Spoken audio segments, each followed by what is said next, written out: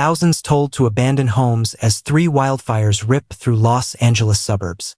According to Governor Gavin Newsom, there's no fire season in California anymore. It's a fire year, with conflagrations now happening all the time. Is this the result of climate change? Experts say that rising global temperatures are having an influence on California's vulnerability to fire, even if they are not a direct cause. The main factors influencing the Palisades fires are high winds and lack of rain. The Santa Ana winds are dry, strong easterlies which occur naturally around this time of year, blowing from the interior of Southern California towards the coast.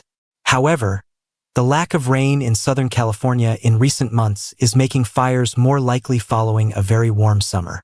Scientists say that a heating world increases the number of fire weather days, when conditions are more suited to conflagrations. California is particularly vulnerable to these conditions right now because the last 2 years have seen quite significant amounts of rain, meaning there is now plenty of fuel to burn, and the recent dry spell make this fuel prone to ignite. While there is scant evidence that climate change has increased the likelihood of the extreme wind events that are driving the current fires, researchers believe that a warming world is making an overlap between these wind events and periods of extremely dry vegetation conditions more likely. I've just spoken to fire ecologist Chad Hansen, who predicts it is going to be a very long night for fire crews.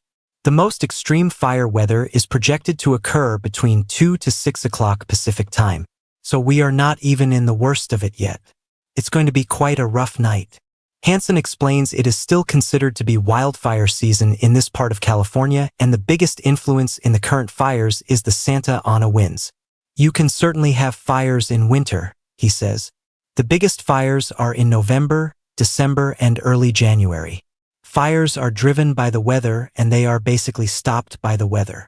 These winds are unique to Southern California, and it results in extreme, sustained wind events with pretty dramatic gusts, Hansen adds. It is a double whammy as we have already had dry conditions because of a lack of rain. Then the winds dry things out further.